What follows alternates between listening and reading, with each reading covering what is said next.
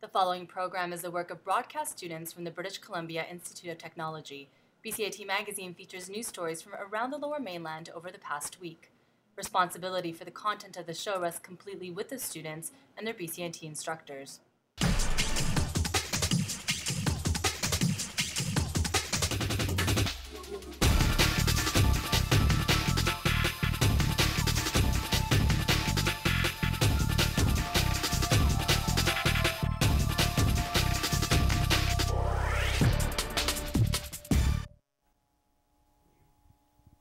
Coming up on BCIT Magazine, a North Bend resident is calling for more bus security after an assault. One student wants UBC to be the next stop for rapid transit. And BCIT broadcasts live for the first time.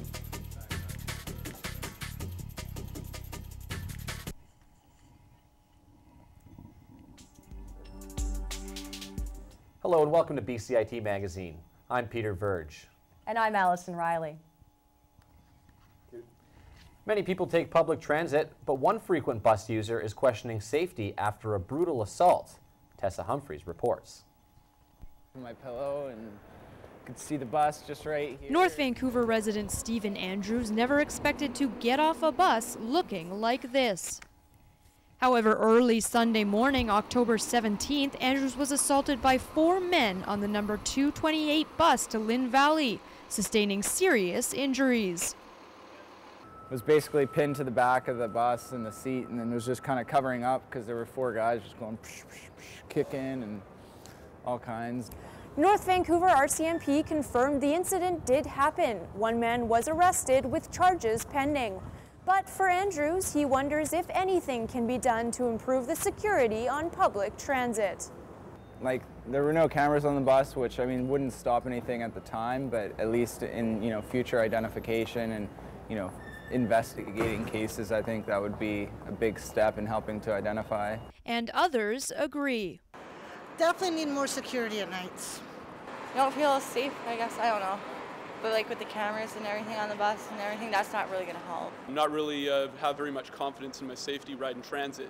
I got off just at Ridgeway, but it happened way back at Lonsdale. But Andrews is also looking for someone to take responsibility for what could be thousands of dollars in dental bills. I got 2 teeth knocked out right there. If I get implants, that'll be about $2,000 or $3,000 each. So. The Coast Mountain Bus Company says assaults are rare. They happen less than 1% of the time, but they are implementing new safety changes in the future. Into 2011, we are going to retrofit any bus that's 2006 or newer with cameras, so that's about 690 buses. For now, Andrews is thinking of pursuing legal action and is hesitant to ride the bus late at night. Tessa Humphreys in North Vancouver for BCIT Magazine. The wheels are turning in the rapid transit debate. Should the widely used Broadway corridor to UBC be the next stop for a SkyTrain system? Reporter Ellie Short shows us that there could be a lot riding on this decision.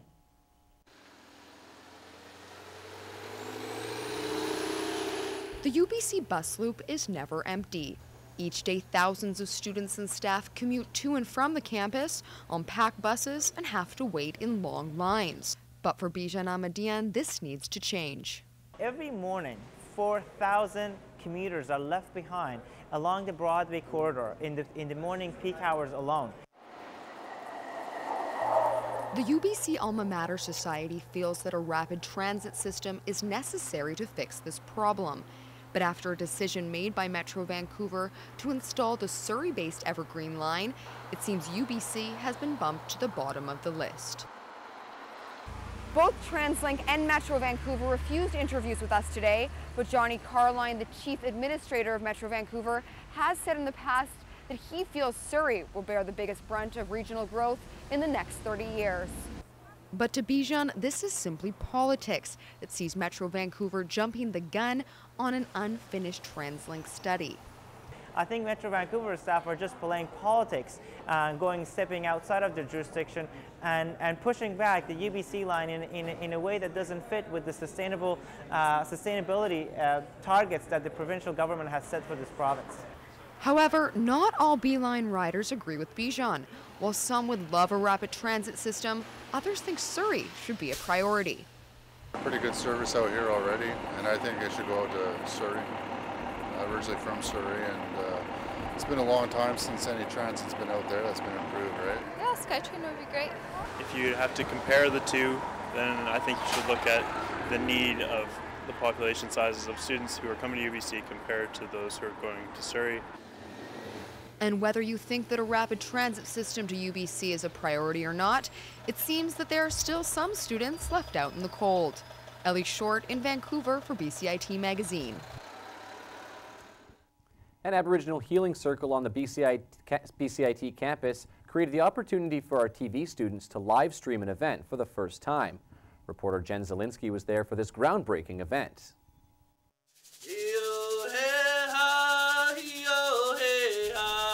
BCIT was host to a spiritual gathering known as a healing circle.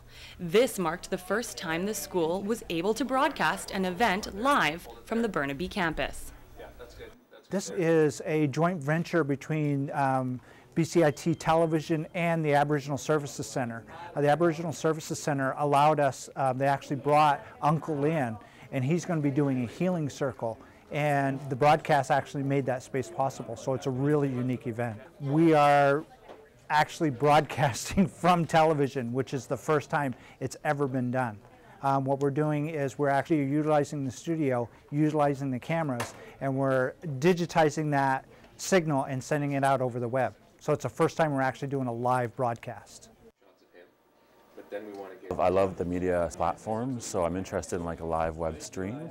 So that interests me because I think it's just something that allows us to get out, the word to get out. Being from an Institute of Technology, sort of pairing that with our department and having something that's sort of streamed is just an interesting project in general. Couple things that we got to check out. It's a huge step forward. I mean, the internet's been around for a long time, but we've just now been starting to get into more digital technologies that enable us to actually stream live. So this is probably the beginning of live streaming for us at BCIT, which is quite exciting. The day was a success both for BCIT and Aboriginal Services. Jen Zielinski in Burnaby for BCIT Magazine. And now Jen Zielinski joins us live. So Jen, tell us, was this just a one-time thing? Well, Peter, the broadcast of the Healing Circle itself was just a one-time thing, but now the school has the technology to pull off a live broadcast. The people around here are hoping that it'll be a more regular occurrence. So you can stay tuned for more live shows from our broadcast center. Studio, back to you. Thanks, Jen. October is Wellness Month, and as a way to wrap it up, BCIT is hosting a day of holistic healing. Students and teachers could stop by the campus town hall to experience alternative medicine by local practitioners. The clinic offered both pre-booked appointments as well as drop-in services for those at BCIT. We've got practitioners who are offering 15-minute sessions to 30-minute sessions on everything from reflexology, naturopathic assessments, to emotional freedom technique, shiatsu, acupuncture. The therapy is meant to reduce stress by using techniques other than traditional Western medicine. This is the second time the Wellness Fair has taken place on campus. Organizers hope the clinic will return next year. Coming up after the break, we find out why Vancouver's skyline could be changing. And without sufficient funding, a Burnaby seniors home may have to shut its doors.